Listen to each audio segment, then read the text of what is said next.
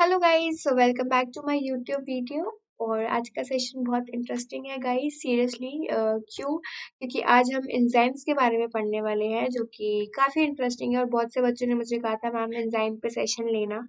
तो गाइस सबसे पहले इतना जान लो कि ऐसा नहीं है ये जो मैं आपको कॉम्पिटिटिव एग्जाम्स की चीज़ें जो करवाती हूँ ये इम्पोर्टेंट नहीं होती। गाइस कुछ सोच के ही करवा रही हूँ, ऐसा नहीं है कि मुझे नहीं ये करवाना चाहिए और मैं करवाई जा रही हूँ। गाइस कहीं ना कहीं इसका बेनिफिट है। एक ना एक चीज़ किसी ना किसी चीज़ से लिंक्ड अप ज़रूर होती है, ठीक है। सो अगर हम एंजाइम्स की बात करें तो हमने डीएनए की बात करी तो डीएनए में एंजाइम्स की बहुत ज़्यादा ज़रूरत होती है, तो हम उस एंजाइम्स के बारे में बात करने वाले हैं यहाँ पे प्रॉपरली।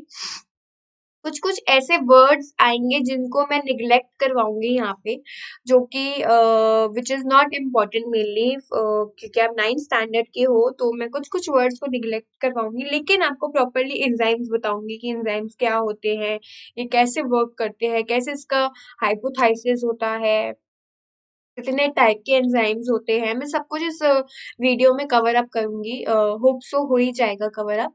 उसके बाद भी गाइज मैंने बहुत से ऐसे टॉपिक उठाए थे, लाइक मैंने डाइजेशन उठाया था, मैंने ब्रेन के ऊपर चीजें उठाई थी, मैंने मॉस्किटो उठाया था, मैंने कॉकरोच उठाया था।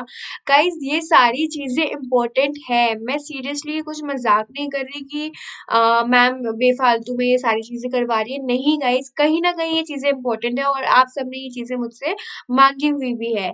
मेरे जो स्टूडेंट्स हैं नॉर्मली उन्होंने भी मेरे को ये बोला हुआ है कि मैम इस टॉपिक पे आप पढ़ाया करो। तो पढ़ा रहे हैं गाइस, ऐसे नहीं, क्योंकि गाइस 9th में ना हमारे पास बहुत टाइम होता है, ठीक है। हमारे पास सिलेबस अभी कम है, आगे जाके गाइस सिलेबस बहुत बढ़ जाता है। ये जो आपको आप अभी 9th 10th का करोगे सिलेबस, ये आपको बहुत नॉर्मल लगेगा, मतलब आपके लिए डिफिकल्ट होगा, आई एग्री।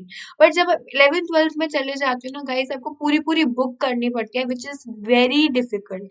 तो उसी के लिए मैं आपको प्रिपेयर कर रही हूँ कि एटलीस्ट आपका आधे से ज्यादा, अगर आप 11th 12th में जाओ तो आधे से ज्यादा आपका 9th में कवर अप हो, आपका बेसिक्स जो है वो कवर अप हो, आपके जितने भी कॉम्पिटिटिव एग्जाम्स के इंपॉर्टेंट टॉपिक है वो सारे कवर अप हो। मैं इसके बाद बेसिक्स ऑफ बायोलॉजी पे भी क्लास लूंगी। बेसिक्स ऑफ बायोलॉजी में बहुत सारी चीजें आ रही है जो हमें पता होनी चाहिए यार, जो मेनली ये ऐसी चीजें इन्वॉल्व कर देती है कि अ, इसमें से कोई टॉपिक आ जाता है या कोई लाइन आ जाती है तो वो हमें पता हो, मैम ने पढ़ाई थी हमें। वो क्या होता है गाइस, ऐसी इंपॉर्टेंट लाइन आ गई जो और बच्चों को नहीं पता। क्यों नहीं पता? क्योंकि एनसीईआरटी में वो चीज नहीं लिखी हुई। लेकिन उस चीज को अगर मैं करवा रही हूँ तो आप जो मेरे स्टूडेंट्स हो आप उसको आराम से कर सकते हो ना। तो गाइस यही चीज इंपॉर्टेंट होती है कि मतलब टीचर्स को लगता है कि ये चीज बच्चों को नहीं आएगी, इसमें बच्चे मार्क्स लूज करेंगे। पर वो चीज भी हमें लेनी है कि नहीं, हमें ये चीज भी पक्का पक्का आएगी आएगी। तो गाइज ये एक बहुत बेनिफिट पॉइंट मिल जाता है कि अगर आप थोड़ी सी हाई स्टडी कर लेते हो तो आपका जो 9th का क्लास है वो बहुत अच्छे से अच्छे मार्क्स से क्लियर अप होता है। प्लस आप कुछ ऐसा पॉइंट लिख देते हो जो आपके एनसीईआरटी में नहीं है, लेकिन वो काफी इंपॉर्टेंट होता है मैम के रिस्पेक्टिव पॉइंट ऑफ व्यू से। तो उसमें भी मैम बहुत खुश हो जाती है और मैम को लगता है नहीं यार इसको मार्क्स दे देने चाहिए, कुछ ज्यादा ही पढ़ के या पढ़ के आई है, ठीक है। सो गाइज इम्पोर्टेंट है, आगे आगे हम बात करेंगे कि कैसे कैसे हम लेक्चर को हम बता सकते हैं इंटरेस्टिंग वे में। सो स्टार्ट करते हैं with the introduction of this platform and about my self. So crack on 9th and 10th CBSE exams with us with the top educators, quality content and the great learning experience. Hello, my name is Meghna Ratra and I'm here because I love to teach and guide my students for the best. I have my best in biology and had a good teaching experience. To crack CBSE class 9th and 10th with India's largest learning platform, get the Plus subscription and access unlimited live and recorded courses from India's best educators. Subscription लेने के यहाँ पे क्या क्या फायदे guys, you will get the daily life classes, structured courses, live test and quizzes and unlimited access. Guys daily life classes में क्या होता है, आप हमारे एडुकेटर के साथ चैट कर सकते हो, डिस्कशंस में एंगेज हो सकते हो, अपने डाउट्स पुट ऑन कर सकते हो, प्लस आंसर एंड पोल्स भी हुआ करेंगे क्लास के वक्त। स्ट्रक्चर कोर्सेज में ये होगा गाइस, सारे आपके जो कोर्सेज है वो स्ट्रक्चर होंगे लाइन में विद योर एग्जाम सिलेबस, जिससे आप बेस्ट टू बेस्ट वहां पे प्रिपेयर कर सको। गाइस हम आपको कोई भी ऐसा डिसएडवांटेज नहीं देते हैं जो जिससे आपकी परफॉर्मेंस जो है वो लो चली जाए, ठीक है। लाइव टेस्ट एंड क्विजेस होंगे जो इतने बेनिफिशियल होते हैं गाइस। रेगुलर आपके मॉक टेस्ट हुआ करेंगे, क्विजेस हुआ करेंगे, पोल्स हुआ करेंगे, जो आपकी परफॉर्मेंस को अप हायर स्टेट पर लेकर जाएंगे। हमें उस मॉक टेस्ट से पता चल जाता है, एक एनालिसिस मिल सकता है आपकी परफॉर्मेंस का कि आप कितना प्रिपेयर्ड हो, और गाइस वो आपके लिए ही बेनिफिशियल है। अनलिमिटेड एक्सेस में ये होता है गाइस, एक बार सब्सक्रिप्शन लेने के बाद आपके पास एक्सेस मिल जाता है सारी लाइव वीडियोस देखने का, प्लस हमारी सारी लाइव वीडियोस को रिकॉर्ड भी करने का। तो गाइस हमारे यहाँ पे सारे एडुकेटर्स की लिस्ट है जो सारे बहुत अच्छे बैकग्राउंड से आए हैं, प्लस इनका टीचिंग एक्सपीरियंस बहुत सुपर्ब। गाइस मैं ये कहूंगी कि subscription plan is very necessary for every student. क्यों? क्योंकि गाइस सब्सक्रिप्शन प्लान लेने के बाद इतना आपको बेनिफिट मिल जाता है, जो अभी मैंने आपको बताया है, इतना बेनिफिट मिल जाता है जो normally normal without plus students को इतना नहीं मिलता। वो नॉर्मली क्या अटेंड करते हैं, स्पेशल क्लासेस अटेंड करते हैं which is free of cost. So वो भी अटेंड कर सकते हो गाइस, पर उसके बाद सब्सक्रिप्शन प्लान इज नेसेसरी, क्योंकि उसमें जो क्विजेस कंडक्ट करवाते हैं टीचर्स वो बहुत बेनिफिशियल होते हैं। वो आपके पढ़ाई के लिए बेनिफिशियल होंगे गाइस, और किसी का लॉस नहीं है वहां पे, सिर्फ आपका ही वहां पे बेनिफिट है कि आप अच्छे खासे मार्क्स अपने ग्रेड में, अपने सब्जेक्ट में या अपनी क्लास में लेके आ सकते हैं, ठीक है। सो हमारे पास सारे टाइप की सिलेबस अवेलेबल है, like the mathematics, social science, Hindi, science and English. तो गाइज आपको करना क्या है सब्सक्रिप्शन लेने के लिए, वो मैं आपको बताने वाली हूँ। गाइज अगर आपको स्पेशल क्लासेस भी लेनी है तो भी करना ही पड़ेगा ये। आपको अनअकैडमी लर्निंग ऐप को डाउनलोड करना है फ्रॉम द ऐप स्टोर और द प्ले स्टोर, जो भी आप फोन यूज कर रहे हो, लाइक दी iOS और द एंड्रॉइड रिस्पेक्टिवली, ठीक है। स्पेशल क्लासेस लोगे गाइज किसी भी एडुकेटर की तो इट्स फ्री ऑफ कॉस्ट, कोई प्रॉब्लम नहीं है, आप जाके किसी भी एडुकेटर की स्पेशल क्लासेस ले सकते हो जो भी पर्टिकुलर एडुकेटर ने टाइम दिया हुआ है, ठीक है। तो सब्सक्रिप्शन लेने के लिए क्या करना है, I going to tell you here guys. Class 9th and 11th 12th का सब्सक्रिप्शन प्लान मैं आपको यहाँ पे शो अप कर रही हूँ। गाइस देखो, अगर आप 1 मंथ का सब्सक्रिप्शन प्लान लेते हो तो गाइस आपको पे करने होते हैं 2250 रुपीज, ठीक है। अगर आप 6 मंथ्स का लेते हो तो यहाँ पे आपको गाइस 33% ऑफ मिलता है, और आपको ऑल ओवर कितना पे करना होता है, 9000 रुपीज। तो गाइस जैसे जैसे मंथ इंक्रीज होते रहते हैं ना, ये देखो मंथ इंक्रीज हो रहे हैं, वैसे वैसे वहां देखो आपके ऑफ बढ़ रहे हैं, 50, 58, 60, 67, ठीक है। तो ऐसे ऐसे ऑफ बढ़ते रहते हैं, लाइक 48 मंथ्स में गाइस आपको यहाँ पे 67% ऑफ मिल रहा है, और आपको ऑल ओवर कितने पे करने हैं, 36,000, ठीक है। मैं कहूंगी बेस्ट प्लान 12 मंथ्स का which is approximately 1 year. 1 year में गाइस आपको यहाँ पे 50% ऑफ मिल रहा है, और ऑल ओवर आपको कितने पे करने हैं, 13,500। गाइस आप नॉर्मल ट्यूशन में ज्वाइन करोगे ना अलग अलग सब्जेक्ट्स की, वहां पे भी आपके अप्रोक्सीमेटली 13 से काफी काफी काफी काफी काफी ज्यादा जाएंगे। तो गाइज ये क्यों नहीं, गाइज सब कुछ यहाँ पे अवेलेबल है। अब मॉक टेस्ट वगैरह कोई ट्यूशन में इतने नहीं होते होंगे जितने हमारे अनअकैडमी लर्निंग प्लेटफॉर्म पे होंगे, ठीक है। सो आप कोई भी सब्सक्रिप्शन प्लान ले सकते हो गाइज, और उस सब्सक्रिप्शन प्लान के लिए आप मेरा प्रोमो कोड यूज कर सकते हो, like my promo code is मेघना MEGHNA। ये यूज करते ही आपको किसी भी सब्सक्रिप्शन प्लान पे 10% एक्स्ट्रा का डिस्काउंट मिल जाएगा, विच is very beneficial for you all guys. तो आज ही अभी सब्सक्रिप्शन ले सकते हो गाइस, बहुत बेनिफिशियल होता है ये, और then you can proceed to pay. तो गाइस हम टेलीग्राम पे भी अवेलेबल है, सो टेलीग्राम को ज्वाइन करने के लिए क्या करना है, आपको डाउनलोड करना है टेलीग्राम ऐप को from the app store, the play store, type the link in the URL and click on join. Guys बहुत ही इंपॉर्टेंट होता है टेलीग्राम पे भी आना, क्योंकि 10 अक्टूबर से 15 अक्टूबर तक मेरी टेलीग्राम टेस्ट सीरीज स्टार्ट होने वाली है, और बहुत बहुत बहुत इंटरेस्टिंग होने वाला है सब कुछ ही। सो मैं ये कहूंगी कि आप प्लीज फटाफट जाके ज्वाइन कीजिए टेलीग्राम ग्रुप को मेरे, मैं अपनी ID कॉमेंट सेक्शन पे डाल दूंगी। Thank you. तो हमारा आज का टॉपिक है एंजाइम्स, जो कि काफी काफी काफी इम्पोर्टेंट है, मैं आपको ऑलरेडी बता चुकी हूँ। यस, सो एंजाइम्स गाइस मेनली वो होता है जो नॉर्मली रिएक्शंस को प्रोसेस अप कर देता है, आगे बढ़ा देता है, जल्दी कर देता है, टाइम इतना कंज्यूमिंग नहीं होता। तो एंजाइम्स गाइस काफी हद तक कॉम्पिटिटिव एग्जाम्स में बहुत इंपॉर्टेंट होता है। नीट में बहुत ज्यादा पूछा गया है एग्जाम्स के बारे में। सारी चीजें इंपॉर्टेंट होती है, लेकिन हम नीट को साइड बाय साइड प्रिपेयर करते हुए चलेंगे, क्योंकि गाइस यही राइट टाइम है नीट की प्रिपरेशन को स्टार्ट करने का। 9th से ही हम नीट की प्रिपरेशन को स्टार्ट कर सकते हैं 12th तक, और उसके बाद आपको ड्रॉप भी नहीं करना पड़ेगा। You can go up with your neat and you can clear up, it's my guarantee. अगर आप मेरे हिसाब से चलोगे गाइस, आपका नीट जरूर क्लियर अप होगा, ठीक है। So important in competitive exams है, ये ज्यादा इम्पोर्टेंट माने जाते हैं, सो इसको करते हैं आज। ओके, सो आज हम अभी थोड़ा सा इंट्रोडक्शन के बारे में पढ़ लेते हैं कि एंजाइम्स मेनली होते क्या है, क्या चीजें इसमें इतनी इंपॉर्टेंट होती है जो नीट में इतना रिस्पेक्टिवली माना गया, ठीक है। So okay, enzymes are basically proteins. Mainly क्या होते हैं एंजाइम्स, होते हैं वो प्रोटीन्स होते हैं, ठीक है। और एक minute, I should change up my pen colour, wait a minute guys.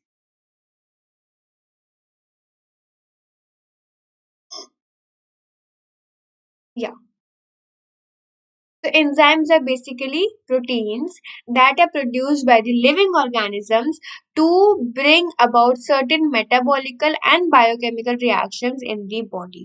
Guys, कुछ ना कुछ जो enzymes है वो mainly proteins की तरह behave करते हैं, जो हमारे living organisms ने ही produce किए होते हैं, जिससे जो अंदर के metabolic और chemical reactions है वो सारी body के अंदर मतलब अच्छी तरीके से मतलब अच्छी तरीके से वो सारी रिएक्शंस होने लग जाए, ठीक है, to bring out the certain. Guys, metabolism जो मेनली होता है ना, मेटाबॉलिज्म मैं आपको बताऊं, मेटाबॉलिज्म का हम नॉर्मल डेफिनेशन कर सकते हैं, sum of all the chemical reactions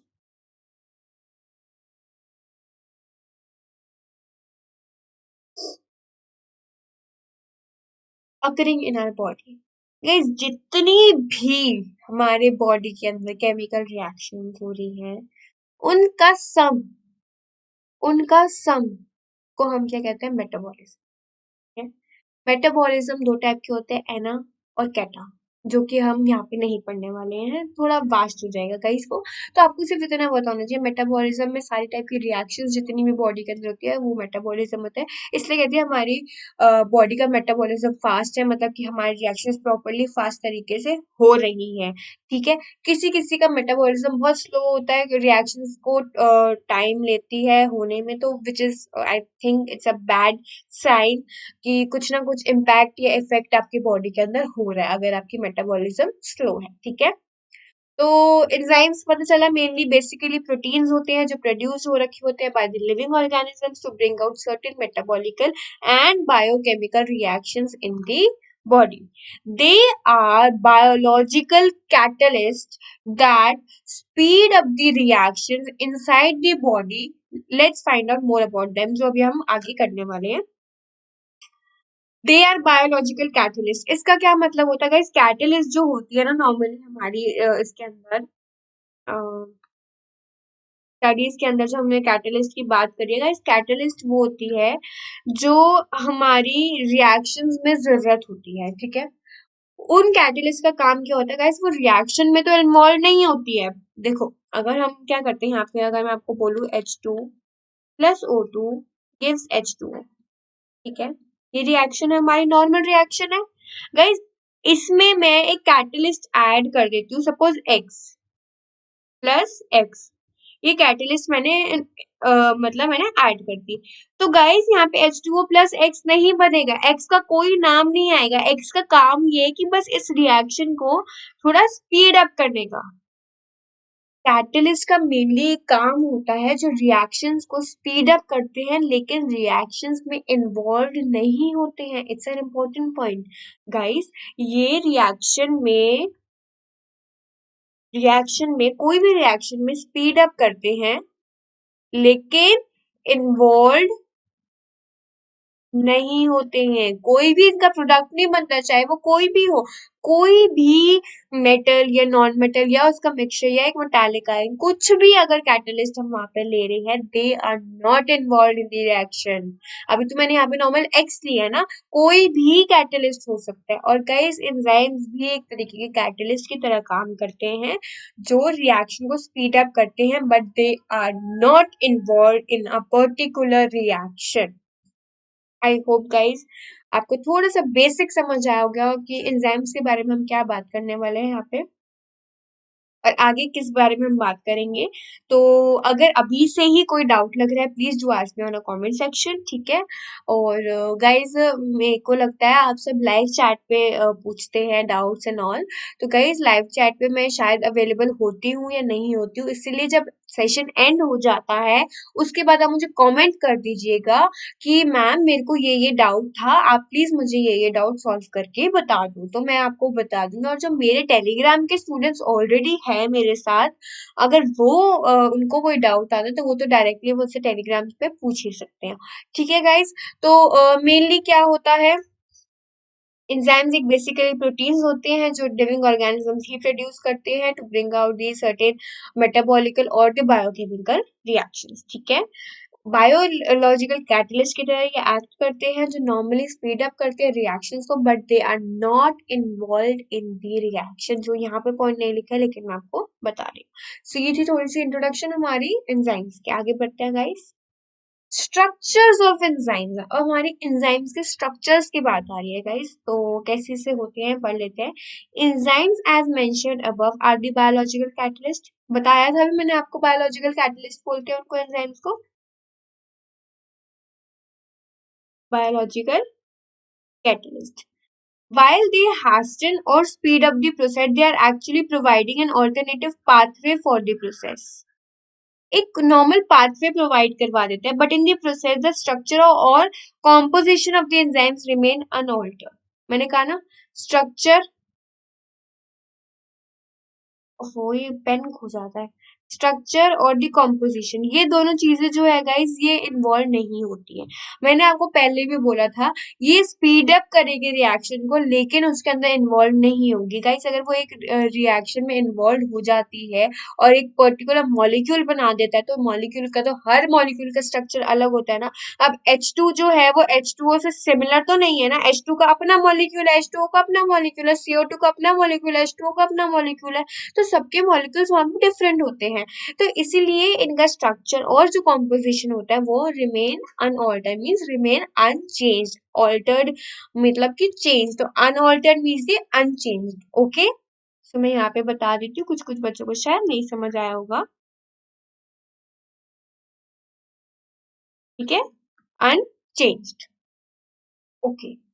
enzymes are actually made up of thousands of amino acids guys। amino acids are the, मतलब मैं आपको प्रॉपरली अमीनो एसिड्स तो नहीं बता सकती क्योंकि बहुत बहुत बहुत वास्ट है टॉपिक अमीनो एसिड्स का, लेकिन गाइस अमीनो एसिड्स को हम ए भी कहते हैं। मैं अगर आपको बताऊं, ए ए भी कहते हैं गाइस इसको। और ये जो है गाइस ये प्रोटीन्स की फॉर्मेशन करती है, प्रोटीन्स की फॉर्मेशन करती है। डीएनए में जो डीएनए वाला जो चैप्टर है, अगर आप चाहोगे, मैंने आपसे पहले भी पूछा था गाइस, मुझे कमेंट में बता देना अगर आपको जीनोम के बारे में पढ़ना हो या डीएनए के बारे में पढ़ना हो। अगर आपको पढ़ना होगा तो ही अमीनो एसिड्स का वहां पे टॉपिक क्लियर अप होगा, ठीक है। तो अमीनो एसिड्स गाइस जो होते हैं वो बेसिकली प्रोटीन्स के आगे फॉर्मेशन करते हैं। और अमीनो एसिड्स देखा जाए तो AUG, GUA इस टाइप के नाम के उसके साथ प्रेजेंट होता है, लाइक दी एलेनिन, ठीक है। तो बहुत सारे होते हैं, AOG जो होता है वो स्टार्ट कोडोन होता है। तो बहुत सारे इंटरेस्टिंग टॉपिक्स है जो यहाँ पे आते हैं, लेकिन कई मैं हर एक चीज यहाँ पे नहीं बता सकती हूँ क्योंकि you are very very very small type of students here. So आप 9th क्लास के हो, सो नॉर्मल पता होना चाहिए जो एमिनो एसिड्स होते हैं type of the acids involve in the production और the formation of the proteins, okay. ये क्या करते हैं, प्रोटीन्स को बनाते हैं। तो गाइस एंजाइम्स जो है ना वो थाउजेंड्स ऑफ अमीनो एसिड से बनी है, तो सोचो कितना वास्ट स्ट्रक्चर है एंजाइम्स का। जो थाउजेंड्स ऑफ अमीनो एसिड से वहां पे बनी हुई है, that are linked in a specific way. एक स्पेसिफिक वे से वो लिंक्ड है, जो फॉर्म क्या करिए डिफरेंट डिफरेंट टाइप्स के एंजाइम्स को। अब मैं आपको यहाँ पे बताऊं कि ये जो एंजाइम है, इसके अंदर बहुत सारे क्या अमीनो एसिड है, ये लिंक तो स्पेसिफिक वे में है, लेकिन ये डिफरेंट डिफरेंट क्या बनाती है, एंजाइम्स बनाते हैं। एंजाइम्स एक टाइप का नहीं होते, बहुत सारे टाइप के होते हैं, जो मैं नॉर्मली अभी आपको टाइप्स भी बताऊंगी, जो कि इम्पोर्टेंट है गाइस, बट हम इसको मैं बताऊं आपको एग्जैक्टली हम इसको ज्यादा डिटेल में, मैंने आपको कहा ना, मैं कुछ कुछ पॉइंट्स जो है निग्लेक्ट करवाऊंगी आपसे। मैंने पॉइंट्स तो सारे दिए हैं इसके अंदर विच इज नेसेसरी, बट कुछ कुछ पॉइंट्स जो है मैं निग्लेक्ट करवाऊंगी, जो मुझे लग रहा होगा जिसका टॉपिक बहुत वास्ट है, जो अभी नहीं समझना चाहिए। बट ऐसा नहीं है मैं समझाऊंगी नहीं, मैं आपका एक नया सेशन या अलग सेशन बनाऊंगी जिसमें मैं आपको डेफिनेटली समझाऊंगी। और अगर अमीनो एसिड्स के बारे में समझना है तो प्लीज गाइस मुझे बता दीजिएगा, मैं आपको डेफिनेटली डेफिनेटली एक क्लास बना के जरूर समझाऊंगी, क्योंकि अमीनो एसिड सीरियसली बहुत इंटरेस्टिंग और मेरा बहुत फेवरेट टॉपिक रहा है अमीनो एसिड्स। तो मैं जरूर समझाऊंगी अगर आप समझना चाहोगे, ठीक है। सो in a specific way to form the different enzymes. Okay, the enzyme chains fold over to form the unique shapes. Enzyme change होती है गाइस, ये फोल्ड हो जाती है एक यूनिक शेप्स बनाने के लिए, and it is the shapes that provide the enzymes with a characteristic chemical potential, जो एक केमिकल पोटेंशियल भी प्रोवाइड करवाती है। Most enzymes also contain a non protein component known as the cofactor. Guys enzymes मैंने आपको कहा amino acid से बनी होती है, अमीनो एसिड्स क्या करते हैं, प्रोटीन्स को बनाता है। तो कुछ कुछ जो एंजाइम्स होते हैं उनमें एक नॉन प्रोटीन कंपोनेंट में प्रेजेंट होता है, जो प्रोटीन्स को फॉर्मेट नहीं करता है, प्रोड्यूस नहीं करता है, और उसको क्या कहते हैं हम, कोफैक्टर, जो एक एंजाइम्स के साथ अटैच है but they are not able to produce proteins. Okay, वो प्रोटीन्स कंपोनेंट नहीं होते हैं, उसको हम क्या कहते हैं वहां पे, cofactor. CO then the factor। तो अभी आपको यहाँ पे दिख ही रहा होगा, इट इज द को फैक्टर, ठीक है। सीओ यहाँ पे है ठीक है। सो यही था गाइस स्ट्रक्चर मेनली। तो स्ट्रक्चर्स में क्या आ जाता है, enzymes are mainly made up of thousands of amino acid, जो कि amino acids are the acids which able to produce the proteins further on, ठीक है, that are linked in a specific way, एक स्पेसिफिक वे से linked होते हैं, लेकिन different different types के एंजाइम्स बनाते हैं, जो कि हम टाइप्स पढ़ने वाले हैं। एंजाइम जो है फोल्ड करते हैं अपने आप को इन टू मेंटेन अपनी यूनिक शेप्स, वो यूनिक शेप से बनाते हैं, और हर एक शेप का गाइस अलग अलग टाइप का पोटेंशियल होता है, और उसी शेप से हम डिफाइन कर पाते हैं कि इस रिएक्शन में हमें कौन सा एंजाइम लेना है, जो इस रिएक्शन को इसकी शेप वेप ठीक रखे या इसको आगे मतलब स्पीड अप कर दे, उस हिसाब से हम एंजाइम्स को लेते हैं कि कौन सा कैटलिस्ट यहाँ पे यूज हो सकता है। Most enzymes also contain a non protein component, एक नॉन प्रोटीन कंपोनेंट भी होता है, और उस नॉन प्रोटीन कंपोनेंट का क्या नाम होता है, को फैक्टर, जो प्रोटीन का नहीं बना हुआ होता, ठीक है। सो उसको क्या कहते हैं हम यहाँ पे, को फैक्टर कहते हैं। एंजाइम्स हमें ऊपर पहले ही बता देते, बायोलॉजिकल कैटलिस्ट होते हैं जो स्पीड अप करते हैं प्रोसेस को, और एक ऑल्टरनेटिव पाथवे भी बताते हैं प्रोसेस का।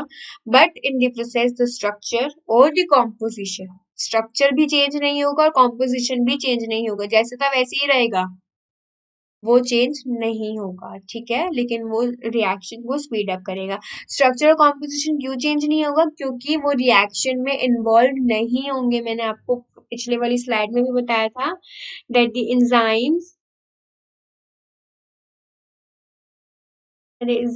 are not involved in the reactions। Okay guys, so ये था आपका स्ट्रक्चर ऑफ एंजाइम्स।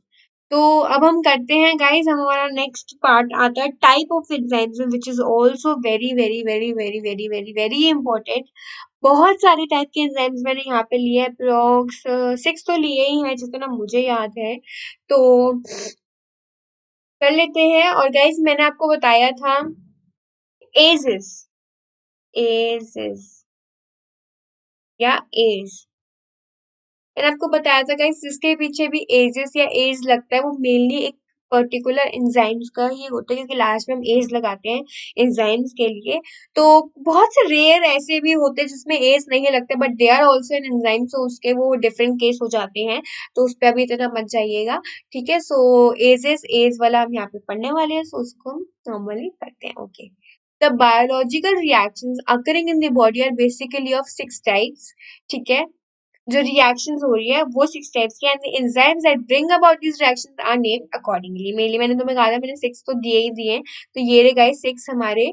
अभी हम नाम पढ़ते हैं, उसके बाद हम इनके बारे में पढ़ेंगे। तो नाम है इसका पहले का ऑक्सीडो रिडक्टेटेस। ठीक है, ऑक्सीडो रिडक्टेजेस। उसके बाद ट्रांसफरेजेस, ट्रांसफरेजेस। उसके बाद हाइड्रोलेसिस। उसके बाद लाइजेजेस। उसके बाद आइसोमेरेसिस, लाइगेजेस, लाइगेजेस था, फिर लाइगेजेस।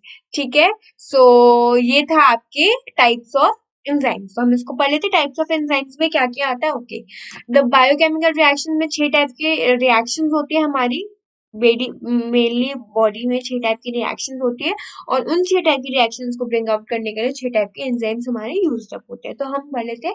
सबसे पहला आ रहा है गाइस ऑक्सीडो रिडक्टेसेस। ऑक्सीडोरिडक्टेसेस में क्या आता है?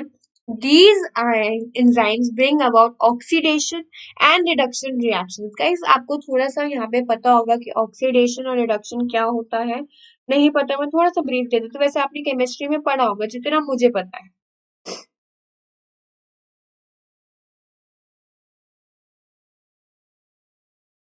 गाइस, जो चीज ऑक्सीडाइज होती है उसको ऑक्सीडेशन कहते हैं, और जो चीज रिड्यूस्ड होती है रिएक्शन के अंदर उसको क्या कहते हैं? रिडक्शन कहते हैं। ठीक है, सो मेनली ऑक्सीडेशन एजेंट भी होते हैं जो रिड्यूस कर देते हैं, उनको ऑक्सीडेशन एजेंट कहते हैं, और जो ऑक्सीडाइज कर देते हैं उसको, जैसे अगर मैं यहाँ पे बोलूँ, अगर ऑक्सीडाइज हुआ तो it means it is a reducing agent, और यहाँ पे रिड्यूस हुआ तो इसको क्या कहते हैं? Oxidising agent. थोड़ा उल्टा भी होता है यहाँ पे। तो केमिस्ट्री में आपने पढ़ा ही होगा, नहीं पढ़ा है तो गाइस छोड़ देना, कोई नहीं, नेग्लेक्ट कर देना ये वर्ड्स ऑक्सीडेशन रिडक्शन। बस ये पता होना चाहिए गाइस, हम ऑक्सीडेशन को एड अप करते हैं for the oxidation reactions, oxidise करती हैं, और रिड्यूसिंग रिडक्शन में रिड्यूस करती हैं। ठीक है, सो मेनली वैसे तो मेरे ख्याल गाइस जितना मुझे पता है, आपने केमिस्ट्री में पढ़ा ही होगा, 9th में आ जाता है ऑक्सीडेशन रिडक्शन। नहीं पढ़ा तो it's okay guys, you can neglect these words. तो these lines bring about the oxidation and reduction reactions. ठीक है, ऑक्सीडेशन रिडक्शन रिएक्शंस हो रहे हैं उनको ब्रिंग आउट करते हैं, and hence are called oxidoreductases. Oxidise भी हो रहा है, रिडक्शन भी हो रहा है, इसलिए क्या है? ऑक्सीडो रिडक्टेसेस। ठीक है, क्यों? क्योंकि इसमें ऑक्सीडेशन रिडक्शन दोनों चीजें इन्वॉल्व है। In these reaction, in reactions के अंदर electrons in the form of hydride ions और the hydrogen atom are transferred. Electron transfer होती है गाइस, या तो हाइड्राइड आयन में या हाइड्रोजन एटम्स होते हैं, वो डायरेक्टली ट्रांसफर्ड होती हैं किसमें? इन रिएक्शंस के अंदर, जो भी हमारा ऑक्सीडेशन एंड रिडक्शन में हो रहा है। गाइस, कभी आप सुनते हैं ना, OH कर दिया, बेस में कर रहे हो, फिर आप H प्लस ऐड कर रहे हो, वो एसिड में ऐड अप कर रहे हो, तो वो सारी चीजें भी इन्वॉल्व अप हो रखी होती है इसमें। ठीक है, when a substrate is being oxidized, जब ऑक्सीडाइज हो रहा है, these enzymes act up as a hydrogen donor, ये हाइड्रोजन डोनर की तरह एक्ट करते हैं। these enzymes are called the dehydrogenases or the reductases। मैंने आपको कहा था ना, उल्टा होता है यहाँ पे, जब वो ऑक्सीडाइज हो जाता है तो उन एंजाइम्स को क्या कहेंगे वहां पे? रिडक्टेसेस। और the when the oxygen atom is the acceptor, जब ऑक्सीजन एटम जो है एक्सेप्ट कर रहा है, these enzymes are called the oxidases. जब एक्सेप्ट करेगा ऑक्सीजन अपने आप को, तो उस एंजाइम्स को क्या कहेंगे? वो ऑक्सीजन को एक्सेप्ट कर रहा है ना, तो ऑक्सीडेसेस। जब वो एक्सेप्ट नहीं कर रहा है, जब वो खुद ही ऑक्सीडाइज हो रहा है, तो उस एंजाइम को क्या कहेंगे? हमारा हाइड्रोजन डोनर। और उस फिर एंजाइम्स में क्या इन्वॉल्व होगा? डीहाइड्रोजनेसेस और the reductases. I know it's guys, ये थोड़ा कंफ्यूजिंग है यहाँ पे, but guys this is the actual meaning of the oxidoreductases. अगर आपने ऑक्सीडेशन रिडक्शन पढ़ा है तो आपको समझ आ ही गया होगा। प्लीज मुझे कमेंट में जरूर बताना आपने ऑक्सीडेशन रिडक्शन केमिस्ट्री में पढ़ा है या नहीं, क्योंकि गाइज मुझे प्रॉपर याद नहीं आ रहा 9th में ऑक्सीडेशन रिडक्शन था या नहीं। सीरियसली मुझे अभी याद नहीं आ रहा। कि था या नहीं, बट मैंने आपको बता दिया ऑक्सीडेशन में ऑक्सीडाइज होती है रिएक्शन, ठीक है, और रिडक्शन में रिड्यूस्ड होती है रिएक्शन। तो वो इन्वॉल्व हो रखी होती है, इसलिए एंजाइम्स को जिसमें ऑक्सीडेशन रिडक्शन इन्वॉल्व होता है उसको ऑक्सीडोरिडक्टेसेस कहते हैं। उन रिएक्शन में गाइस इलेक्ट्रॉन जो है वो इन the form of a hydride या प्रॉपर एक हाइड्रोजन के फॉर्म में रिएक्शन में इलेक्ट्रॉन्स जो है वो ट्रांसफर अब किए जाते हैं, ठीक है। When a substrate is being oxidise, जब सबस्ट्रेट जो है वो ऑक्सीडाइज होने लग जाती है तो एक एंजाइम जो होते हैं वो एक हाइड्रोजन डोनर की तरह एक्ट करते हैं। जब सबस्ट्रेट ऑक्सीडाइज होगी तो उनको हाइड्रोजन की जरूरत है, ठीक है। तो इस एंजाइम्स को क्या कहेंगे, डीहाइड्रोजनेसेस और रिडक्टेसेस। लेकिन अगर अब मुझे ऑक्सीजन की जरूरत है तो उस एंजाइम को क्या कहेंगे, ऑक्सीडेसेस। आपको सिर्फ इतना याद रखना गाइस, अगर हाइड्रोजन की जरूरत है क्योंकि हाइड्रोजन डोनर बन गया ना, यहाँ पे मैं आपको बताऊं हाइड्रोजन डोनर बन गया है, तो these enzymes are called the dehydrogenases. अगर हमें हाइड्रोजन की जरूरत है तो हम कहेंगे डीहाइड्रोजिनेसिस। यही अगर हमें ऑक्सीजन की जरूरत है फिर क्या कहेंगे, ऑक्सीडेसिस। तो गाइस डिफरेंट डिफरेंट टाइप के एंजाइम्स यहाँ पे इन्वॉल्व अब हो रखे होते हैं, ठीक है। सो नेक्स्ट पे चले।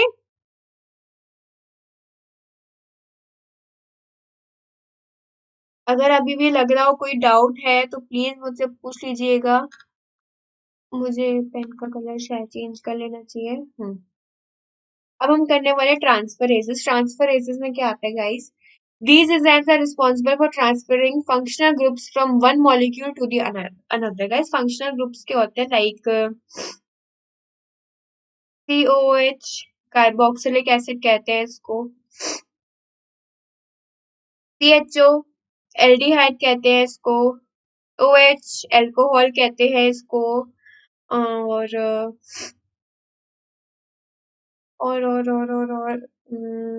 मुझे इंस्टेंटली याद भी नहीं आ रहे हैं। मेनली ऐसे ऐसे ही होते हैं, सारे फंक्शनल ग्रुप्स इन्वॉल्व अप हो रखे होते हैं। कीटोन ग्रुप्स, एल्डिहाइड ग्रुप्स, ये सारी चीजें इन्वॉल्व अप हो रखी होती है। तो अगर गाइज ये एक एटम के पीछे लग रही है, एक मॉलिक्यूल के पीछे लग रही है, लाइक COO, दो सी है तो इसका नाम क्या हो गया गाइज, इथेनोइक एसिड। क्यों, क्योंकि ये क्या है, कार्बोक्सिलिक एसिड। तो दो सी है मीन्स इथेन, इथेन हो गया ना ये, और साथ में COH लगे तो ये क्या हो गया, इथेनोइक एसिड हो गया, ठीक है। सो ऐसी जो फंक्शनल ग्रुप्स इन्वॉल्व होती है ना, जो एंजाइम, इस एंजाइम ट्रांसफरेंस का क्या काम होता है, these enzymes are responsible for transferring functional groups from one molecule to another. Guys अब हमें कोई एक और मॉलिक्यूल दे रखा है, ठीक है। अब मैं तुम्हें यहाँ पे रिमूव करके बताती हूँ थोड़ा सा।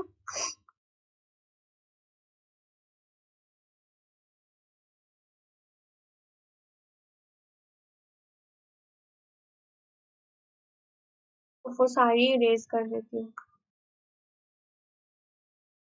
ओके।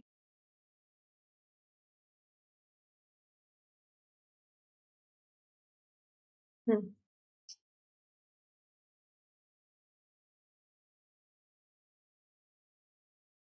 ठीक है, ये हमारा था। अब मैं कुछ एक्स मॉलिक्यूल ऐड कर देती हूँ, ठीक है। अब COH जो है वो यहाँ ज्वाइन अप करेगा और जो इसके साथ वाला मॉलिक्यूल होगा वो यहाँ ज्वाइन अप करेगा। तो क्या होगा गाइस, C जो भी यहाँ पे बनेगा अपना, सपोज X डैश और X है, ठीक है। तो C पे X डैश प्लस COOH पे X। तो ये जो ट्रांसफर हुआ है ना फंक्शनल ग्रुप का, पहले फंक्शनल ग्रुप CC के साथ था ना, अब वो किसके साथ चला गया, X के साथ चला गया। जो ये ट्रांसफर हुआ है उसमें कौन सा अपने एंजाइम्स इन्वॉल्व होता है, ट्रांसफरेज इन्वॉल्व होता है। मैंने यहाँ पे नॉर्मल से एग्जांपल दिया था, मैंने कोई एटम वैटम लिया नहीं है यहाँ पे, वो आप लेके भी कर सकते हो, ठीक है। These enzymes are responsible for transferring functional groups from one molecule to the another molecule, ठीक है। Example, alanine aminotransferase which shuffles the alpha amino group between alanine and aspartate, etc. Guys ये जो एग्जाम्पल था आपको इस example को यहाँ पे करना है बॉयकॉट, क्योंकि आपको एलेनिन नहीं पता, एमिनो ट्रांसफरेज नहीं पता, आपको अल्फा अमीनो ग्रुप नहीं पता क्या होता है, जो कि बहुत बहुत बहुत बहुत बहुत बहुत बहुत ज्यादा वास्ट है। उसके लिए पहले आपको मेरे को सारे फंक्शनल ग्रुप्स पढ़ाने पड़ेंगे जो कि केमिस्ट्री की टीचर पढ़ाएगी, मैं नहीं पढ़ाऊंगी। सो मैंने आपको नॉर्मल बता दिया गाइस, यहाँ पे ट्रांसफरेज यूज होता है। Some transferase also transfer phosphate groups between ATP and other compounds. ATP आपने पढ़ेगा माइटोकॉन्ड्रिया में, तो ऐसा तो नहीं है ना कि एटीपी आपने पढ़ा हुआ नहीं है और मैम कह रही है पढ़ो पढ़ो पढ़ो। तो गाइस लिंक्ड अप होता है सब कुछ, ठीक है। सो सम ट्रांसफरेज जो होती है, जो एंजाइम्स होती है, ट्रांसफर करती है फॉस्फेट ग्रुप को between ATP and the other compounds. इन दोनों के बीच में जो कंपाउंड्स होते हैं उनके फॉस्फेट ग्रुप्स को भी ट्रांसफर करती है। शुगर के रेजिड्यू को भी करती है to form the disaccharide such as hexokinase in the glycolysis. Guys आपने ग्लाइकोलाइसिस वाला प्रोसेस पढ़ोगे तो आपको ये शुगर रेजिड्यू वाला चीज समझ आएगा। तो इसको भी आपने क्या करना है, बॉयकॉट करना है। तो मेनली आपके लिए क्या है, वो फॉस्फेट ग्रुप्स। एटीपी एक अननोन नहीं है आपके लिए, एटीपी आपके लिए नोन है, सो उसमें कोई दिक्कत नहीं आएगी। गाइस मेनली चाहे जैसा भी हो, मैंने आपको बता दिया ट्रांसफरेज क्या होता है कि एक मॉलिक्यूल, दो मॉलिक्यूल यहाँ पे है, एक मॉलिक्यूल के साथ अगर फंक्शनल ग्रुप लगे और वो फंक्शनल ग्रुप इस मॉलिक्यूल के पास आना चाहता है तो वो किसकी वजह से आएगा, ट्रांसफरेज की वजह से आएगा, ट्रांसफरेजेस, ठीक है। तो यही इन शॉर्ट आपका ये मतलब होता है ट्रांसफरेजेस का, ठीक है। ऑक्सीडेटिव रिडक्टेज और ट्रांसफरेजेस समझ आ गया गाइस यहाँ पे आपको। उसके बाद आता है हमारा हाइड्रोलाइसिस। हाइड्रोलाइसिस में हमारे क्या चीजें इन्वॉल्व है वो हम पढ़ लेते हैं थोड़ा सा। दीज एंजाइम्स, जो ये एंजाइम्स होती है हाइड्रोलाइसिस वाली, catalyse reactions that are involve in the production of the process of the hydrolysis. Hydrolysis जो होती है उसमें एंजाइम्स काम आते हैं। They break single bonds by adding water. Guys अगर ये बॉन्ड है ना, इसमें हम H2O डाल देते हैं तो अब यार मेरे को सीरियसली नहीं पता, आपको पता है कि कार्बन की 4 वैलेंसी होती है, इनको 8 पूरी करनी होती है। आई रियली डोंट नो कि आपने ये पढ़ा है नाइन्थ में या नहीं, तो इसलिए मैं आपको बता रही हूँ गाइस। एक अगर सपोज एक कंपाउंड है CH डबल बॉन्ड CH, इसे कंप्लीट करने होते हैं 4। तो 1 2 3 4, तो ये 2 CH, ये 2 CH, ठीक है। CH2 मैंने क्यों लिए यहाँ पे मैं आपको बता देती हूँ। C पे H, दो H लिए रहे और दो डबल बॉन्ड के लिए रहे, 4 हो गए गाइस। और 8 कैसे हुए, 1 2 3 4 5 6 7 8। इसको अपनी 8 की वैलेंसी, 8 का ऑक्टेट जो होता है कंप्लीट करना होता है। और अगर आपको ऑक्टेट वॉक्टेट भी नहीं पता तो मैं बता देती हूँ थोड़ा सा यहाँ पे गाइस। 3 KLMN, इसमें 2 8 8 18 के हिसाब से फिल किए जाते हैं। तो मेनली यहाँ पे 2 फिल होंगे, फिर 8 फिल होंगे, फिर 8 फिर 18, ऐसे ऐसे करके फिलअप होते हैं। तो सबकी गाइस 8 तो होने ही चाहिए ऑक्टेट कंप्लीट करने के लिए। जैसे हाइड्रोजन, कार्बन के लिए कह रही हूँ, हाइड्रोजन के लिए गाइस 2 2 सफिशिएंट है, 2 तो होने ही चाहिए अपना, उसको बॉन्ड बनाने के लिए उसको 2 इलेक्ट्रॉन्स की जरूरत होती है। कार्बन को बॉन्ड बनाने के लिए गाइस 8 इलेक्ट्रॉन की जरूरत होती है। तो इसीलिए यहाँ पे CH2 डबल बॉन्ड CH2 था गाइस। अगर हम इसमें वाटर ऐड कर देंगे, अगर हम इसमें वाटर ऐड कर देंगे,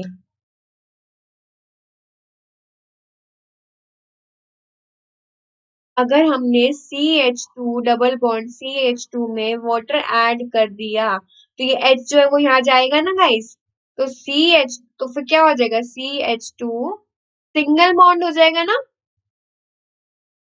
यहाँ पे फिर वो ओ लगेगा नहीं लगेगा वो भी डिपेंड करता है कि कौन सा एंजाइम हमारे लिए है, हमें ओ लगाना है या नहीं लगाना है, या वो H2O वापस निकल जाएगा या नहीं, वो डिपेंड करता है। लेकिन आप गाइस अगर ये देखो कि C डबल बॉन्ड C था, उसमें हमने वाटर ऐड किया तो वो क्या हो गया, सिंगल बॉन्ड में कन्वर्ट हो गया।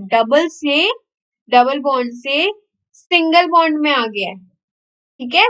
सो उस वो किसकी वजह से आया, H2 की वजह से आया ना, तो उस एंजाइम को क्या कहेंगे, हाइड्रोलाइसिस कहेंगे। So these enzymes catalyse reaction that involve in the process of hydrolysis. इस प्रोसेस को हाइड्रोलाइसिस कहते हैं गाइस।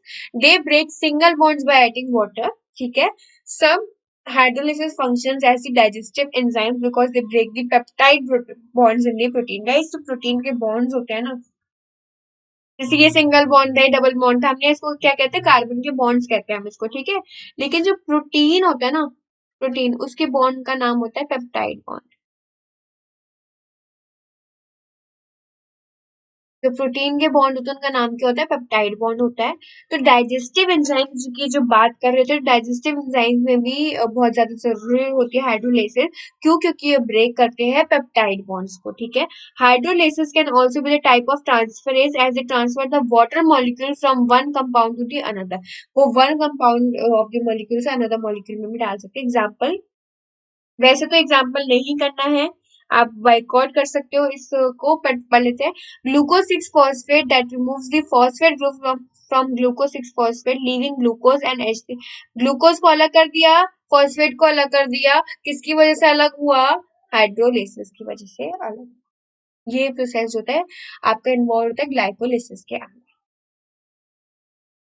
तो ये था आपका हाइड्रोलिसिस। आई होप गाइस आपके मतलब के लिए यही था, और मैंने शायद आपको समझाया कि आपको किस वे में क्लियर अप करना है, कैसे करना है, किस मतलब, आई थिंक आप सबके लिए ठीक था। ऐसा भी नहीं है कि मैम ने बहुत ज्यादा अंदर चली गई है, डीप चली गई है और समझ नहीं आ रहा है, और मैम को मतलब ये है कि मैम नहीं समझ आ रहा है, बहुत हायर लेवल का हो गया है। तो गाइस हायर लेवल का भी अगर हो गया है, तो मैंने उस वे में समझाया कि आपको समझ आ जाए, ठीक है। सो हाइड्रोलिसिस था यहाँ पे गाइस। अब हम करते हैं लाइएजेस, लाइगेजेस नहीं, lyases. These enzymes catalyst reactions where functional groups are added to break double bonds, ठीक है। ये डबल बॉन्ड्स को ब्रेक करते हैं मॉलिक्यूल्स, और where double bonds are found by the removal of the functional groups. Guys अगर functional group को अगर रिमूव कर देते हैं, functional group like COH, CHO या OH या C डबल बॉन्ड O, इनको अगर हम रिमूव कर देते हैं तो ये किसके फॉर्म, ये क्या फॉर्म कर देता है, एक डबल बॉन्ड को फॉर्म कर देता है मॉलिक्यूल के अंदर। तो वो किसकी वजह से होता है, लाइएज की वजह से हो रहा है। These enzymes catalyse reaction where functional groups are added to break double bonds in the molecules, और where the double bonds are formed by removal of the functional groups. Example, example मैं कहूंगी, आप थोड़ा बाइकआउट ही करो। Examples मत पढ़ो, बस आपको एंजाइम्स बता रही हूँ जो मेनली इन्वॉल्व होते हैं हमारी बॉडी के अंदर। 6 टाइप के जो एंजाइम्स होते हैं वो मैं आपको बता रही हूँ। ओके, आइसोमेरेसिस, आइसोमेरेसिस के बारे में यहाँ पे मैं आपसे बात करने वाली हूँ। आइसोमेरेसिस क्या होते हैं, क्या नहीं होते हैं, I am going to tell you about everything. So isomerases में होता है, these enzymes catalyze a reaction where a functional group is moved to another position। Functional group जो होता है वो एक अनदर पोजीशन में मूव करता है with in the same molecule such that the resulting molecule is actually an isomer of the earlier molecule. Guys मैं आपको आइसोमर थोड़ा पढ़ा है ये नहीं, मुझे नहीं पता, but I am going to tell you. मुझे एक एग्जांपल सोचना पड़ेगा उसके लिए।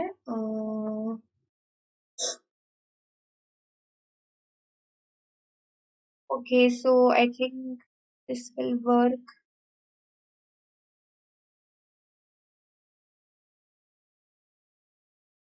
ओके, HOH या OO, I think this will work. Okay, जो भी यहाँ पे मैं अभी, मुझे प्रॉपर गाइस एग्जैक्ट मेरे को समझ नहीं आ रहा है कि मैं कौन सा एग्जांपल आपसे करवाऊं। तो मैं एक्स लेकर ले लेती हूँ गाइस, एक्स लेकर बात करते हैं यहाँ पे। सपोज ब्यूटेन ले लेते हैं, ठीक है। ब्यूटेन ले लेते हैं, ब्यूटेन के हमें आइसोमर बनाना है। तो ब्यूटेन क्या होता है गाइस, जिसमें 4 कार्बन कंपाउंड्स इन्वॉल्व हो। तो CH3, CH2, CH2, CH3, this is the actual butane. इसको एन ब्यूटेन कहेंगे क्योंकि वो N number of single chain में प्रेजेंट है। अब मुझे नहीं पता आपने केमिस्ट्री कितनी पढ़ी है कितनी नहीं, तो इसको क्या कहेंगे गाइस, ब्यूटेन कहेंगे। अब इसका आइसोमर कैसे बन सकता है, हमें ब्यूटेन में आइसोमर गाइस वो होता है जिसका ना मॉलिक्यूलर फॉर्मूला सेम हो, मॉलिक्यूलर फॉर्मूला सेम हो लेकिन स्ट्रक्चर डिफरेंट हो, स्ट्रक्चर डिफरेंट हो। लाइक मॉलिक्यूलर फॉर्मूला ब्यूटेन ही है, ब्यूटेन ही है, लेकिन मैं इसको स्ट्रक्चर कैसे डिफरेंट कर सकती हूँ?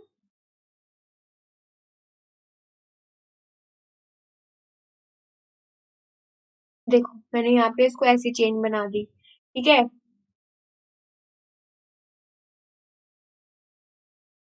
मैंने इसको ऐसे बना दिया। मैं इसको कैसे भी बना सकती हूँ गाइस, मैं इसको ऐसे भी बना सकती हूँ, वैसे ऐसे नहीं बना सकती, ऐसे पेंटेन में बनेगा। पेंटेन में जिसमें 5 कार्बन कंपाउंड्स की जरूरत होती है, तो इसको हम नियो कहते हैं, इसको हम ट्रांस कहते हैं, या आइसो कहते हैं, आइसोब्यूटेन कह सकते हैं हम इसको। तो दिस इज द आइसोब्यूटेन। तो गाइज मैंने क्या किया, मेरा मॉलिक्यूलर सेम है, आप गिन सकते हो, सी उतना ही है, एच उतना ही है, मॉलिक्यूलर सेम है मेरे, लेकिन स्ट्रक्चर डिफरेंट है। उसको क्या कहते हैं, हम आइसोमर्स कहते हैं। तो these enzymes catalyze the reaction where a functional group is move to another position within the same molecule such that resulting molecule is actually an isomer of the earlier molecule. Obviously बात है, यहाँ पे functional जो group होता है वो इधर से उधर चेंज हो जाता है, और वो किसकी वजह से हो रहा है, आइसोमेरेज की वजह से हो रहा है। अब एग्जाम्पल आप इग्नोर करो और आप छोटे छोटे एग्जाम्पल्स पढ़ो जो मैंने आपको पढ़ाए यहाँ पे। आप इसी एग्जाम्पल्स में रहो गाइस, क्योंकि अभी आप बहुत छोटे हो, आपको 12th के बाद ही समझ आएगा कि कौन सा ट्राइफॉस्फेट क्या होता है, आइसोमेरेज क्या होता है। तो ये आपको प्रॉपर समझ आएगा, पर मैंने आपको पूरा आइसोमर बताया है कि आइसोमर्स क्या होते हैं और आइसोमेरेजेस एंजाइम्स कहाँ पे आपका यूज अप हो रखा होता है। ओके, अब हम करते हैं ligases. These enzymes form a function that is opposite to that of the hydrolysis। Hydrolysis करा था ना हमने, जहाँ पे हाइड्रोजन वाटर के ऐड कर रहे थे और डबल बॉन्ड था वो सिंगल में टूट रहा था। Okay, when hydrolysis break bonds by adding water, water obviously बात है, यही कर रहा था ना, hydrolysis break bonds by adding water. Ligases form bonds by removal of the water component. अब यहाँ पे क्या करते हैं, वाटर को रिमूव करके वो बॉन्ड बना देते हैं, वो बिल्कुल अपोजिट है।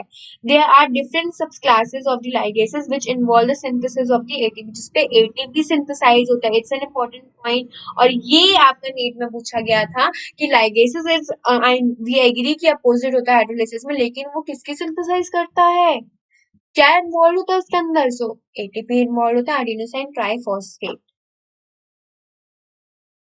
तो ये थे आपके types of enzymes. I know it's quite difficult guys, कि बहुत आप सबके लिए डिफिकल्ट हो जाता है कि मैम ये कैसे पढ़े क्या करें, बट गाइस सीरियसली बताऊं तो हर एक चीज अपने रिस्पेक्टिव पॉइंट में इम्पोर्टेंट होती है। हमें हर एक चीज को क्लियरली पढ़ना पड़ता है कि कोई कैसे इन्वॉल्व है, कोई किस जगह पे कैसे कोई कर रहा है। क्यों? क्योंकि गाइस जब ये कॉम्पिटिटिव में आएंगे तो शायद आपको थोड़ी बहुत मेरी याद आ जाएगी कि मैम ने 9th में ही इसको क्लियर अप करवा दिया था कि ये क्या होता है। और गाइस जो अभी भी हमारे मेरे साथ पढ़ रहे हैं कॉम्पिटिटिव एग्जाम्स के लिए, तो उन्होंने केमिस्ट्री भी कॉम्पिटिटिव एग्जाम्स के लिए पढ़ी होगी, तो उनको ये ब्यूटेन वगैरह आइसोब्यूटेन वगैरह सब समझ आ रहा होगा। क्यों? क्योंकि वो थोड़े पढ़ चुके हैं, ठीक है। अगर आप बिल्कुल निल होके बैठे हो तो गाइस ऐसे समझ नहीं आता। एंजाइम्स का टॉपिक पढ़ रहे हो, मेरे साथ पढ़ रहे हो, थोड़ी सी केमिस्ट्री को स्ट्रॉन्ग करो अपनी, क्योंकि गाइस केमिस्ट्री में, बायोलॉजी में आपको केमिस्ट्री मिल जाएगी, फिजिक्स नहीं मिलेगी। तो फिजिक्स इसलिए मेरे टाइम पे मेरी फिजिक्स भी बहुत वीक हुआ करती थी, मेरे भी फिजिक्स में अच्छे मार्क्स नहीं आते थे, मुझे फिजिक्स समझ नहीं आती थी। 12th की तो मुझे इजी लगी थी physics as compare to 11th की फिजिक्स मुझे अच्छी नहीं लगी थी, और कहीं ना कहीं मेरी 12th जो है वो सफर कर रही थी बिकॉज ऑफ 11th। क्योंकि 11th के अगर बेसिक्स ही क्लियर नहीं होंगे तो आपको 12th भी इतनी अच्छे से समझ नहीं आती। तो मैंने सबसे पहले 11th को कवर अप किया था दोबारा 12th में। मेरे लिए टाइम बहुत कम था, मैं मतलब मेरी लाइफ बहुत ही बेकार गई है देखा जाए तो। मैं नहीं चाहती गाइस जो मैंने चीज सफर करी है वो मैं तुम लोगों को सफर करूँ। अगर मेरा नीट क्लियर नहीं हुआ था तो ऐसा नहीं है कि मैं तुम्हारा नीट क्लियर ना करवाऊँ। गाइस मेरे को आप टाइम दो अपना प्रॉपर, मैं लिख कर दे सकती हूँ, मैं गारंटी लिख कर दे सकती हूँ आपका नीट क्लियर होगा, मैं नीट क्लियर करवा सकती हूँ गाइस, क्योंकि मेरे को पता है ना मैंने क्या क्या गलती करी है, और मैं बता दूंगी कि वो गलती आपको नहीं करनी है। यूजुअली कोई नहीं बताएगा, उनको कोई फर्क नहीं पड़ेगा तुम्हारा नीट क्लियर हो रहा है या नहीं हो रहा है, लेकिन मुझे फर्क पड़ेगा, क्योंकि गाइस मैंने खुद को सफर करते हुए देखा है, तो मैं नहीं चाहती आप लोग भी सफर करो। तो जब हमारे 9th के सारे सिलेबस खत्म हो जाएंगे, सारे इंपॉर्टेंट पार्ट्स खत्म हो जाएंगे, उसके बाद मैं हर एक टॉपिक को नीट के पॉइंट ऑफ व्यू से करवाऊंगी, which is very important guys. और सब अभी के लिए नहीं, हर चीज इंपॉर्टेंट है उसके अंदर। NEET is one of the high scoring marks का पेपर होता है, वो 720 मार्क्स का पेपर होता है, जिसमें से 360 मार्क्स की तो बायो ही आती है। तो बायो को तो अपने टॉप वन लिस्ट पे बना के चलना है कि बायो में से कोई क्वेश्चन आए वो गलत नहीं करना है। बायो तो आनी ही चाहिए कि एटलीस्ट 360 मार्क्स तो आए। प्लस इसका नेगेटिव पॉइंट ये है कि इसकी नेगेटिव मार्किंग होती है, 1 मार्क्स गलत हुआ तो 4 मार्क्स में से 3 मार्क्स मिलेंगे, मतलब नेगेटिव मार्किंग होती है गाइस। छोड़ दोगे तो भी मार्क्स कटेंगे, नहीं छोड़ो गलत करोगे तो भी मार्क्स कटेंगे। तो बहुत कंफ्यूजिंग चीजें होती हैं गाइस, हद से ज्यादा कंफ्यूजिंग होती है। बस टाइम दो मुझे भी अपने साथ इन्वॉल्व करने का, मुझे इन्वॉल्व करके रखा करो। और मेरे को यूट्यूब पे प्यार बहुत कम मिल रहा है, I don't know why, but मैं चाहती हूँ कि गाइस आप थोड़ा सा वीडियो को प्रमोट करना स्टार्ट कर दो कि ये वीडियो देखो, लाइक करो इस वीडियो को, या अपने फ्रेंड्स से कहो कि आप वीडियो देखो, जिनको भी नीट में इंटरेस्टिंग है, जो भी बायोलॉजी में इंटरेस्टेड है, जो भी मतलब बच्चे वहाँ पे हैं, मैं चाहूंगी कि वो जाएं देखें वीडियोस मेरी। और कोई भी डाउट हो guys, I am always available with you. मैं टेलीग्राम के स्टूडेंट्स के बच्चों के लिए मैं टेलीग्राम पे अवेलेबल होती हूँ। ऐसा नहीं होता कि मैं नहीं होती हूँ, मैं स्पेशल क्लासेस में भी अवेलेबल होती हूँ, मैं हर जगह अवेलेबल हूँ गाइस। मुझे जहां ढूंढोगे मैं वहां मिलूंगी। बस उसके लिए थोड़ी सी मेहनत की जरूरत है गाइस, मेहनत करोगे ना तो सब कुछ ठीक हो जाएगा गाइस। और इन 2 सेशंस के बाद और टेलीग्राम टेस्ट सीरीज के बाद I am going to create a session on motivational class, जो प्रॉपर 1 घंटे की क्लास रहेगी, टॉक सेशन रहेगा, और जिसमें जैसे मैंने आपको मेंटल डिप्रेशन में बात करी थी, ऐसे मैं मोटिवेशन की बात करूंगी कि मेरी लाइफ स्टोरी क्या थी, मैं कैसे डिमोटिवेट हुई थी, फिर मैं बाद में कैसे मोटिवेट हुई थी, मेरी लाइफ स्टोरी है वो पूरी। तो मैं आपको जरूर कहूंगी कि वो वीडियो जरूर देखिएगा और बताना आपको वो वीडियो कैसी कैसी कैसी लगी, ठीक है। सो आगे बढ़ते हैं guys. How do they work, enzymes कैसे काम करते हैं, अब हम ये यहाँ पे बात करने वाले हैं। फॉर एनी रिएक्शंस जो अकर इन द यूनिवर्स, एक यूनिवर्स के अंदर कोई भी रिएक्शन कैसे भी अकर होती है, there is an energy requirement. Energy requirement हर जगह जरूरी है गाइस। कौन सी ऐसी जगह होती है जहाँ पे एनर्जी रिक्वायर्ड नहीं होती?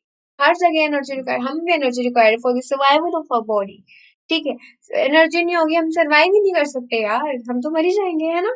इन case where there is no activation energy provided, जहाँ पे कोई भी एक एक्टिवेशन एनर्जी प्रोवाइडेड नहीं होती, a catalyst plays an important role.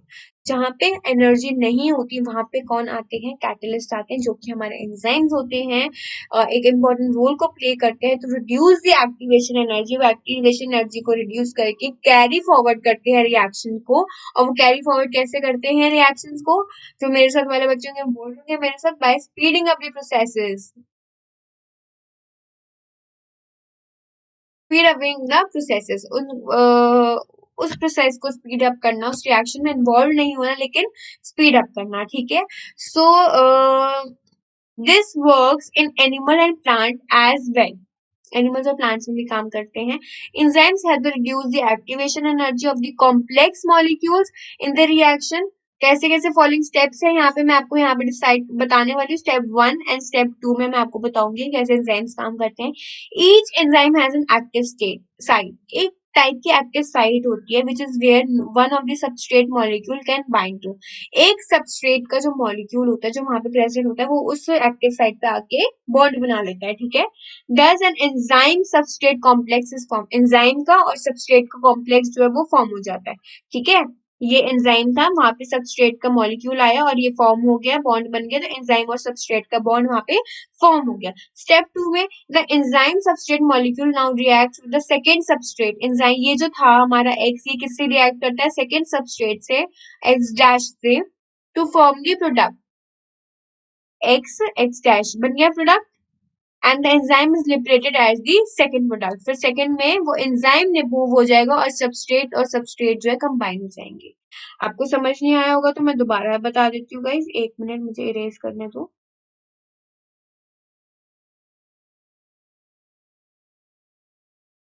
तो गाइस क्या होता है, एक सबस्ट्रेट ए है और एक सबस्ट्रेट बी है, ठीक है। एंजाइम्स जो यहाँ पे प्रेजेंट है वो पहले ए सबस्ट्रेट जो है वो इस पे अटैक करेगा और बॉन्ड बनाएगा, तो क्या बना, ई ए, ठीक है। तो हमारा क्या बना, enzyme substrate complex is form, enzyme ये रहा, सबस्ट्रेट ये रहा, फॉर्म हो गया। This enzyme substrate molecules now react with the second substrate, ये किसके पास जाएगा? अब सेकंड सबस्ट्रेट पे वो क्या बन जाएगा और प्रोडक्ट फॉर्म कर देगा, तो क्या बना? ई ए बी, यही बना ना guys.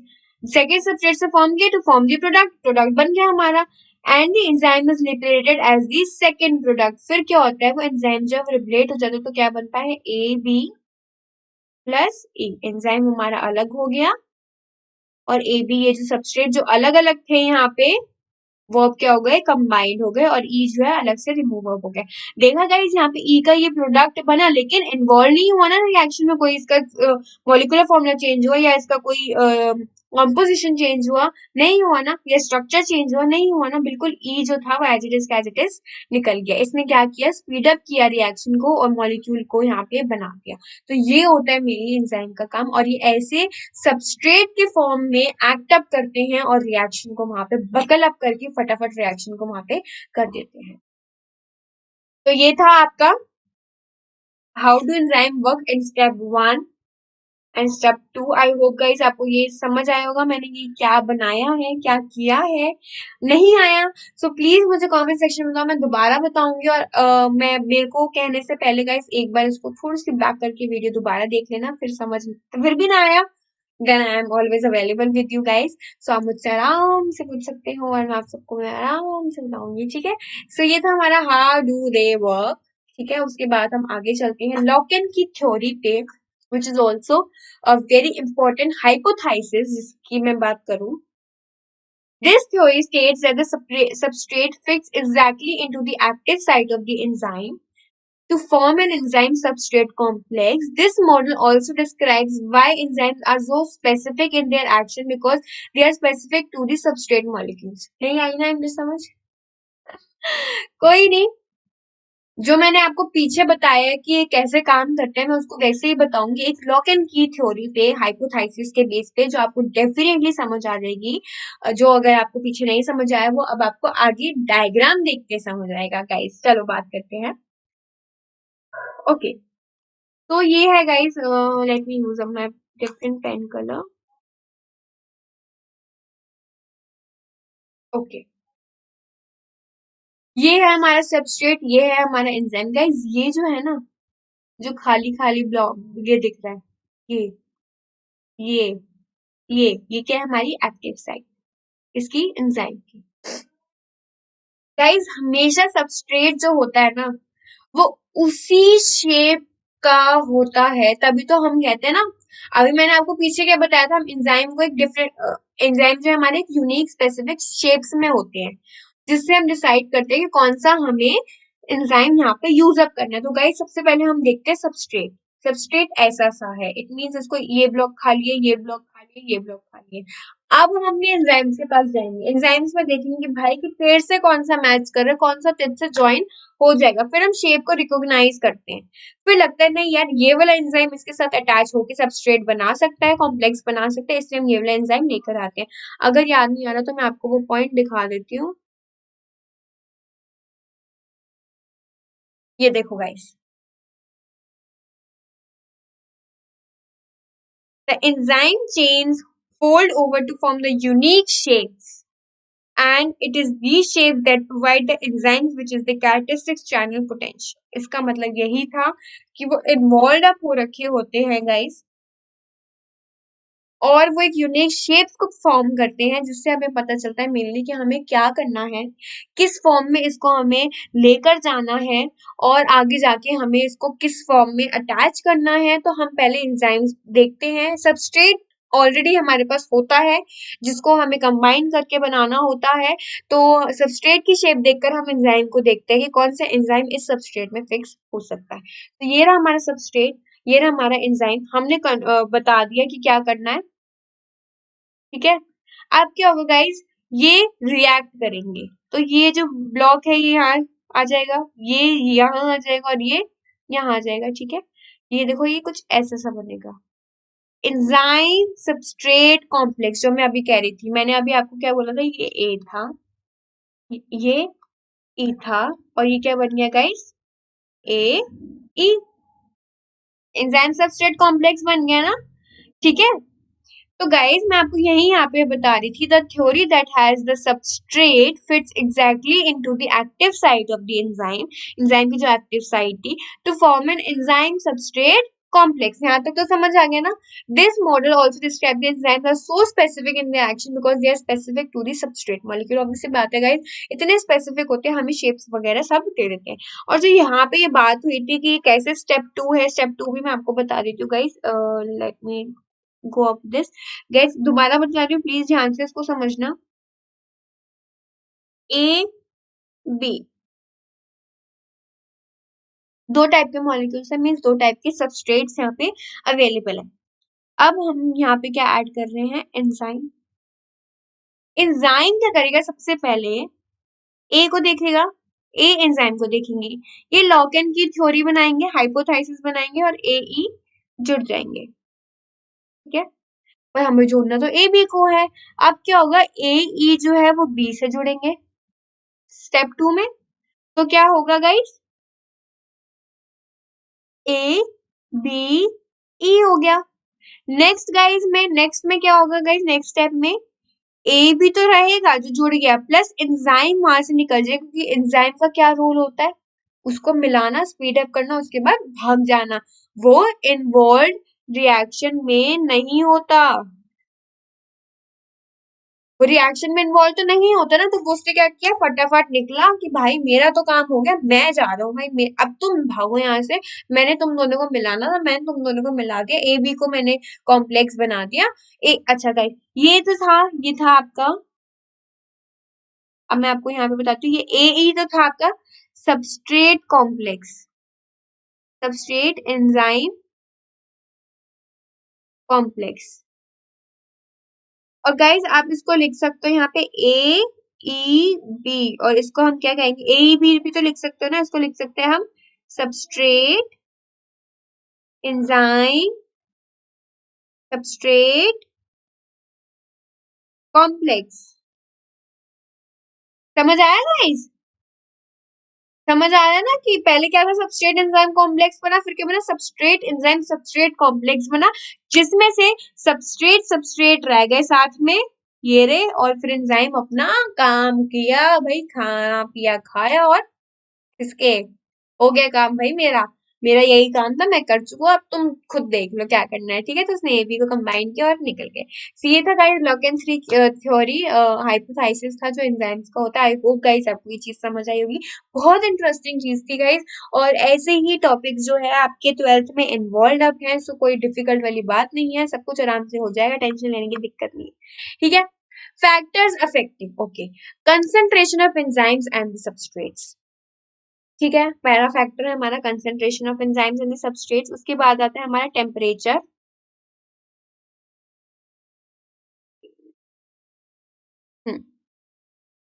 Concentration, temperature, pH, inhibitors.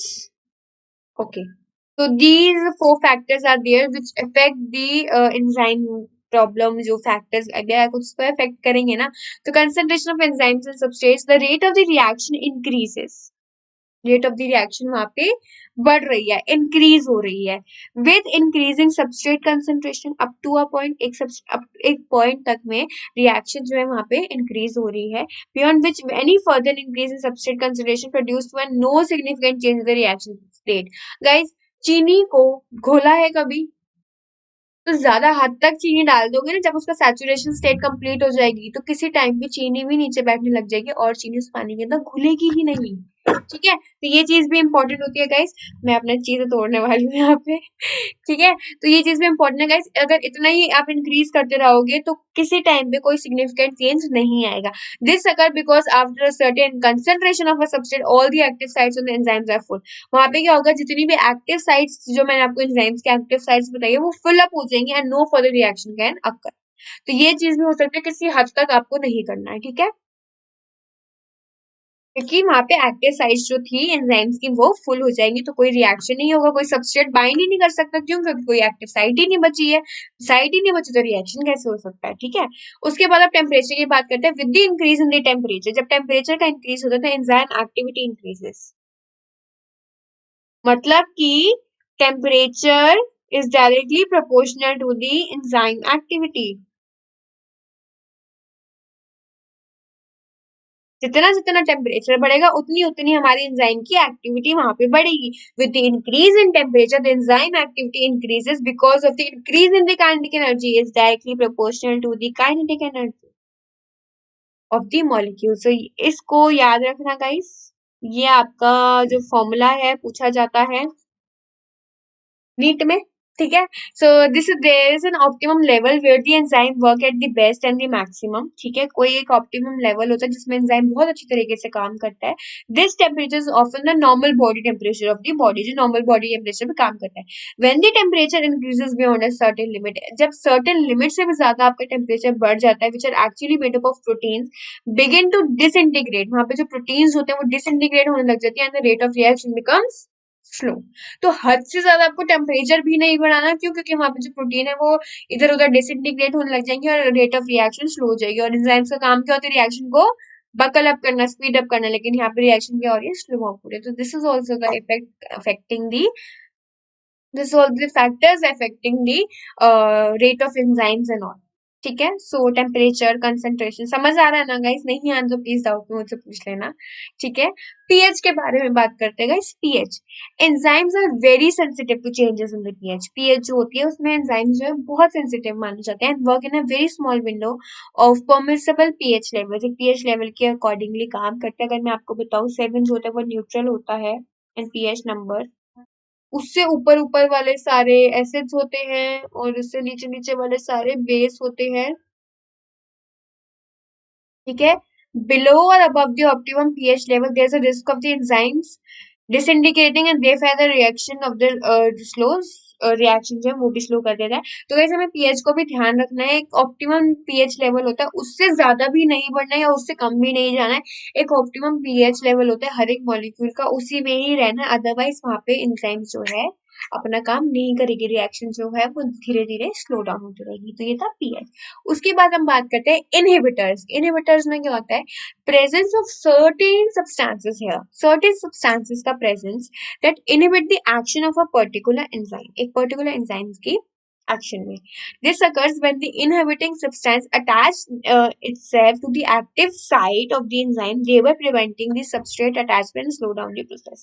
वहां पे क्या होता है guys? substrate का attachment ही नहीं होता. लिखा हुआ है ना. This occurs when the inhibiting substance जो होता है attaches itself to the active site. guys अगर inhibited जो substance है वही active site पे अगर join हो गई तो क्या होगा? सबस्ट्रेट तो ज्वाइन हो ही नहीं सकता. उसके बाद क्या होगा? अगर सबस्ट्रेट एक्टिव साइट पे ज्वाइन नहीं हुआ तो रिएक्शन कैसे हो सकती है? और अगर हो भी रही होगी तो बहुत स्लो हो जाएगी. ठीक है. तो presence of certain substance that inhibit the action of the particular enzyme is also a very very dramatic cause. एक इनहिबिटर वहां पे प्रेजेंट नहीं होना चाहिए. अगर वो इनहिबिटर प्रेजेंट होगा तो वो वो लगा लो इनहिबिटर जो है वो भूखा है एक्टिव साइट का. अगर रिएक्शन में इनहिबिटर प्रेजेंट होगा तो फटाफट वो जाके एक्टिव साइट पे चिपक के बैठ जाएगा. अगर वो एक्टिव साइट में बैठ गया तो सबस्ट्रेट कैसे बनाएगा अपना कॉम्प्लेक्स? सबस्ट्रेट एंजाइम कॉम्प्लेक्स बनना होता है ना, तो वो कैसे बनेगा? तो वो तो बन ही नहीं पाएगा. तो इसलिए वो रिएक्शन वहां पे स्लो डाउन हो जाएगी. तो इनहिबिटर्स को भी थोड़ा हटा के रखना पड़ता है रिएक्शन से. तो ये फैक्टर्स थे गाइस जो अभी आगे लेवल पे आपको जाओगे तो समझ आ जाएंगे, लेकिन ये नॉर्मल था. आई होप गाइस आपको यहाँ पे क्लियर अब पूरा हो, समझ आ रहा हूँ मैं क्या बोलना चाह रही हूँ यहाँ पे. सो वो तो नहीं हुए हो ना? नहीं हो रहे तो मत हो. अगर हो रहे हो तो चुप हो जाओ. ठीक है. किसी को बताना मत, बोर हो रहे थे. ओके. सो बायोमोलिक्यूल का मैंने यहाँ पे सिर्फ थोड़ी सी इंट्रोडक्शन ही दिया है. यहाँ पे कुछ मैंने ज्यादा इंपॉर्टेंट नहीं दिया. क्यों? क्योंकि बायोमोलिक्यूल सच में 12th में ही पढ़ोगे, 9th में कोई ऐसे लिंक्ड अप नहीं है. लेकिन एंजाइम्स में बात कर रहे थे तो बच्चों ने कहा था बायोमोलिक्यूल्स में थोड़ी सी डेफिनेशंस बता रही हूँ यहाँ पे. Biomolecule also called the biological molecule, any of the nucleus substances that are involve produced by the cells and the living organisms. Biomolecules have a wide range of size and structures and perform a vast array of functions. The four major types of biomolecules जो यहाँ पे आपके NEET में पूछे जाते हैं: carbohydrate, lipids, nucleic acids and the proteins. ये हमारे बायोमोलिक्यूल्स है गाइस. एक मॉलिक्यूल को बहुत सारे कॉम्प्लेक्स में बना दोगे तो उसको हम क्या कहेंगे? बायोमोलिक्यूल कहेंगे. ठीक है. सो ये देखो गाइस, एक अगर ये देखो ए है तो ये बी, ये सी, ये डी, ई, एफ, जी, एच, आई, जे. तो ये सारे जो है आपके प्रॉपरली क्या कहे जाएंगे अब इसको, बायो मॉलिक्यूल। ठीक है गाइस, तो यही था आज का हमारा सेशन। खत्म हो चुका है सेशन, ठीक है। सो आपने एंजाइम्स बोला था, मैंने एंजाइम्स आपको पढ़ा दिया। आई होप गाइस आपको अच्छा लगा होगा। ये मेरा प्रोमो कोड है, अगर आपको यूज करना हो सब्सक्रिप्शन प्लान के लिए तो कर सकते हो, मेघना MEGHNA। और hit the bell icon for the notification, comment करके जरूर बताना कैसा लगा। चैनल को सब्सक्राइब करो और टेलीग्राम ग्रुप को ज्वाइन करो, क्योंकि 10 अक्टूबर से 15 अक्टूबर में क्या है guys, Telegram test series. So please guys do join, do study well and best of luck to all of you. अच्छे से पढ़ो, अच्छे से करो सब कुछ और अच्छी बात है गाइस, पढ़ते रहो करते रहो। Thank you guys for watching on my video. Bye guys.